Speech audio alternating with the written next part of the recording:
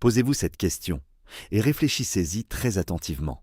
Et si l'arme la plus destructrice jamais déployée pour paralyser tout un continent n'était ni un missile de dernière génération, ni une armée d'occupation, ni même une guerre civile provoquée en coulisses, et si cette arme tenait simplement dans une poche, et si c'était un simple morceau de papier imprimé, une relique que des millions de personnes s'échangent chaque jour pour survivre sans jamais en questionner la trajectoire. Aujourd'hui, nous allons poser la question que les diplomates, les chefs d'État et les gouverneurs des banques centrales s'efforcent d'éviter depuis des décennies avec une panique mal dissimulée. Le franc CFA est-il, en réalité, une arme de destruction massive économique? Ne bougez pas, ne passez pas cette vidéo. Car ce que vous allez découvrir dans les prochaines minutes va totalement faire voler en éclats votre perception de la géopolitique moderne et des relations internationales. Nous allons briser un tabou absolu. Bienvenue à tous pour cet éditorial exclusif. Je le sais parfaitement, utiliser l'expression « arme de destruction massive » pour parler d'une monnaie peut sembler excessif au premier abord. Certains diront que c'est de la provocation, du sensationnalisme, ou un raccourci idéologique. Pourtant, lorsque l'on met de côté la langue de bois des sommets bilatéraux, lorsque l'on écarte les sourires de façade des ministres de l'économie à Paris ou à Abidjan, et que l'on commence à analyser cliniquement l'impact à long terme d'un système monétaire sur l'industrialisation, sur la pauvreté, sur l'accès au crédit et sur la souveraineté réelle de millions d'êtres humains, les chiffres cessent d'être de simples statistiques. Ils deviennent des verdicts, et ces verdicts sont terrifiants. Derrière les discours lissés, qui vous parlent de stabilité, de croissance partagée et de zone de sécurité, se cache en réalité une guerre financière silencieuse, invisible pour le grand public, mais redoutablement efficace. Un système d'une ingénierie parfaite, conçu non pas pour développer, mais pour contenir. Non pas pour libérer le potentiel d'un continent, mais pour s'assurer qu'il ne devienne jamais un concurrent sérieux sur l'échiquier mondial. Dans cette enquête, nous allons faire de la pédagogie chirurgicale. Pas de théorie fumeuse, uniquement des faits bruts, des traités juridiques et des mécanismes concrets. Nous allons décortiquer ensemble les 5 rouages fondamentaux de cette machine économique d'un autre âge. Installez-vous confortablement, ouvrez grand vos yeux et vos oreilles. Voici le décryptage complet, sans concession et sans filtre. Traduisons cela en langage clair, parce que c'est ici que le scandale commence. Les réserves de change, c'est quoi? C'est le matelas de sécurité d'un pays. C'est l'argent en dollars, en yuan ou en or qu'un État accumule lorsqu'il vend son cacao, son or, son coton ou son pétrole à l'international. C'est sa richesse liquide. Imaginez maintenant que vous êtes un entrepreneur indépendant. Vous travaillez dur, vous vendez vos produits dans le monde entier, mais la loi vous oblige à prendre la moitié de l'argent que vous gagnez pour aller la déposer sur le compte bancaire de votre ancien patron. À des milliers de kilomètres de chez vous, vous n'avez pas le droit d'y toucher librement. Si vous voulez investir dans votre propre maison, acheter de nouvelles machines ou moderniser votre entreprise, vous devez lui demander la permission d'utiliser votre propre argent. C'est exactement ce qu'il se passe. Sous prétexte de garantir la convertibilité illimitée de la monnaie, Paris a centralisé pendant des décennies les économies de millions d'Africains. On vous répète dans les cercles officiels que cet argent est rémunéré, que c'est une sécurité contre les crises. Mais la réalité est politique. En confisquant la libre disposition de ces capitaux, le système prive les États ouest-africains de leur premier levier de souveraineté. Pendant que ces pays manquent cruellement de liquidités pour construire des routes, financer des hôpitaux, investir dans des écoles ou soutenir l'agriculture locale, leurs devises dorment dans les coffres de l'ex-puissance coloniale. C'est le premier niveau de détention de cette prison monétaire. Vous êtes le producteur de la richesse, mais vous êtes légalement dépossédé de sa garde. Les murs sont invisibles, mais ils enferment la liberté de tout un continent. Une fois que vous avez compris comment sont construits les murs de cette prison financière, une question logique se pose: qui surveille les prisonniers ? Qui s'assure que personne ne tente d'ouvrir les portes de l'indépendance économique? Pour cela, il faut s'intéresser aux gardiens du temple, c'est-à-dire à la gouvernance même du système. C'est ici que l'on quitte définitivement le terrain de la simple coopération technique pour entrer dans celui de la pure tutelle politique. Pendant des décennies, et sous différentes formes selon les époques, un fait est resté d'une violence symbolique inouïe. La France disposait de représentants officiels siégeant directement au cœur des instances dirigeantes des banques centrales africaines, notamment à la BCEAO, des fonctionnaires envoyés par Paris, installés à la table où se décident les taux d'intérêt, la création monétaire et l'avenir économique de millions de personnes. Mesurons l'absurdité de la situation. Imaginez un seul instant qu'un représentant de la Banque centrale allemande ou de la Réserve fédérale américaine siège au conseil d'administration de la Banque de France avec le pouvoir de scruter chaque décision, de valider ou de bloquer la politique monétaire française. Ce serait un scandale national, un motif de révolution. On crierait immédiatement à la haute trahison et à la perte absolue de souveraineté. Pourtant, pour l'Afrique de l'Ouest, ce mécanisme a été normalisé. On l'a vendu comme un gage de rigueur et de sérieux. Mais la réalité, c'est que ces représentants extérieurs possédaient une arme de destruction massive invisible, un droit de veto institutionnel. Si une décision stratégique ne cadrait pas avec les intérêts économiques ou géopolitiques de la France, les verrous sautaient. Rien ne pouvait se faire sans l'aval tacite de l'ex-puissance coloniale. Même si les réformes récentes ont tenté de lisser cette présence pour la rendre moins visible à l'écran, l'esprit de contrôle n'a pas disparu. Les mécanismes de surveillance croisés et les accords de garantie en coulisses maintiennent ce cordon ombilical. C'est le deuxième niveau de cette prison monétaire. Non seulement vos richesses sont gardées à l'extérieur, mais les décisions sur la gestion de votre propre monnaie sont co-signées par ceux-là même qui ont construit le système à leur avantage. Le détenu n'est pas seulement enfermé, il doit gérer sa cellule sous l'étroite surveillance de son ancien maître. Jusqu'ici, nous avons parlé de mécanismes théoriques, des comptes à Paris, des réunions de hauts fonctionnaires. Mais venons-en maintenant à l'impact réel, à la violence invisible que ce système inflige chaque jour, en silence, à l'économie réelle. Entrons dans le troisième niveau de cette prison monétaire, la peine de l'asphyxie financière. L'argument de vente ultime, le bouclier brandi par tous les technocrates qui défendent le franc CFA, c'est la lutte contre l'inflation. On vous dit, regardez le Zimbabwe, regardez le Nigeria ou le Ghana, leur monnaie s'effondre. Le CFA, lui, offre une stabilité des prix exceptionnelle grâce à son arrimage strict et fixe à l'euro. C'est vrai, l'inflation est basse, mais posez-vous la question que les banquiers refusent de vous poser. À quel prix ?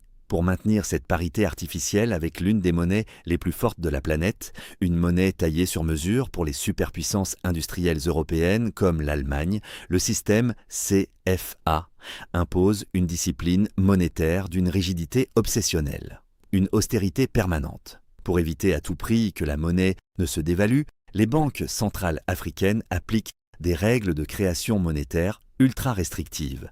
Et c'est là que le piège se referme sur le peuple. Pour qu'une économie se développe, pour qu'un pays construise des usines, crée des emplois et sorte sa population de la pauvreté, il faut du crédit. Il faut que l'argent circule. Or, dans la zone CFA, obtenir un prêt relève du miracle ou du parcours du combattant. Les banques locales, tétanisées par les critères stricts du système, deviennent d'une frilosité maladive. Elles refusent de prendre le moindre risque. Si vous êtes un jeune entrepreneur à Abidjan, un artisan à Bamako ou une agricultrice à Cotonou et que vous avez un projet brillant pour transformer localement vos matières premières, les banques vous ferment la porte au nez. Ou alors, elles vous proposent des taux d'intérêt prohibitifs qui s'envolent parfois à 10%, 12%, voire 15%. C'est intenable. Personne ne peut rentabiliser un business avec de tels taux d'usure. À qui profite cet argent rare et cher? Uniquement aux ultra-riches, aux gouvernements et surtout aux grandes multinationales étrangères qui, elles, n'ont pas besoin des banques locales car elles se financent directement en Europe à des taux proches de zéro. Le franc CFA agit comme un corset invisible. En bloquant l'accès au crédit pour la classe moyenne et les PME locales, il étouffe le génie entrepreneurial africain dans l'œuf. C'est une véritable double peine. On vous prive de votre souveraineté monétaire à l'échelle macroéconomique et on vous prive de votre droit à l'ambition à l'échelle individuelle. La stabilité des prix dans la zone CFA, ce n'est pas la stabilité de la richesse, c'est la stabilité de la pauvreté. Jusqu'ici, nous avons vu une prison où l'on confisque vos économies, où l'on surveille vos décisions et où l'on rationne votre oxygène économique. On pourrait penser que les portes de cette cellule sont définitivement soudées. Mais c'est là que réside le coup de génie, ou plutôt le scandale absolu de ce système. La porte existe bel et bien. Elle est de même grande ouverte, mais elle ne s'ouvre que dans un seul sens, celui de la sortie des capitaux. Entrons dans le quatrième niveau de cet enclos, le principe de la liberté totale de transfert. Derrière cette expression qui sonne très libérale et moderne se cache une réalité d'une violence économique inouïe. Les traités du franc CFA garantissent que tout argent gagné dans la zone peut être converti en euros et transféré vers l'Europe instantanément, sans aucune restriction, sans barrière, et sans la moindre taxe dissuasive. On vous présente cela comme un argument massu pour rassurer les investisseurs étrangers. On vous dit « c'est formidable, cela donne confiance au marché ». Mais regardons ce qu'il se passe concrètement sur le terrain. Une multinationale étrangère s'installe en Afrique de l'Ouest. Elle exploite les ressources locales, utilise les infrastructures du pays, fait travailler la main-d'œuvre locale. Elle génère des millions, voire des milliards de bénéfices. Dans un système économique normal, une grande partie de ces bénéfices devrait être réinvestie sur place pour moderniser les industries, construire des infrastructures nationales ou alimenter le tissu bancaire local. Mais dans la zone CFA, pourquoi s'embêter? Grâce à la liberté totale de transfert, ces entreprises peuvent rapatrier l'intégralité de leurs gains vers Paris, les paradis fiscaux ou les places financières européennes en un simple clic. C'est une véritable hémorragie légale, un aspirateur à capitaux géants. La valeur est créée par la sueur des travailleurs ouest-africains sur le sol africain, mais elle s'évapore chaque soir pour aller enrichir les banques occidentales. C'est le principe même d'une économie d'extraction. On prend la richesse là où elle est produite et on la stocke là où se trouve le pouvoir. Pendant que les hôpitaux manquent de lits, que les universités manquent de moyens et que les États doivent s'endetter lourdement auprès du FMI ou de la Banque mondiale pour boucler leur budget, leur propre richesse fuit le continent en toute légalité sous la protection des accords monétaires. Ce n'est plus une monnaie au service d'un peuple, c'est un tapis roulant financier conçu pour sécuriser les intérêts des acteurs extérieurs au détriment du développement local. La cellule est hermétique pour les entrepreneurs locaux qui veulent du crédit, mais elle est ouverte aux quatre vents pour ceux qui veulent vider les caisses. Nous arrivons au cinquième et dernier niveau de cette prison monétaire, et c'est sans doute le plus vicieux. C'est celui que j'appelle le faux parloir. Dans l'univers carcéral, le parloir est cet espace où l'on vous donne l'illusion, pendant quelques minutes, d'avoir un contact avec le monde extérieur, avec la liberté, mais vous restez entre quatre murs. Eh bien, c'est exactement la stratégie qui a été adoptée ces dernières années face à la gronde populaire qui monte en Afrique de l'Ouest. Parce que la rue africaine s'est réveillée. Parce que la jeunesse, les économistes et les intellectuels ont commencé à pointer du doigt ces mécanismes coloniaux avec trop de précision. Les gouvernants ont paniqué. Il fallait éteindre l'incendie. C'est ainsi qu'en décembre 2019, sous les dorures du palais présidentiel d'Abidjan, une annonce historique a été faite devant les caméras du monde entier. C'est la fin du franc CFA. Le compte d'opération à Paris est supprimé, les représentants français quittent les conseils d'administration et la monnaie va changer de nom pour s'appeler l'ECO. À ce moment-là, les gros titres des médias occidentaux s'enflamment, saluant une révolution. On vous vend la libération des détenus. Mais regardons ce qu'il s'est réellement passé une fois les caméras éteintes. Regardons les petites lignes des nouveaux traités.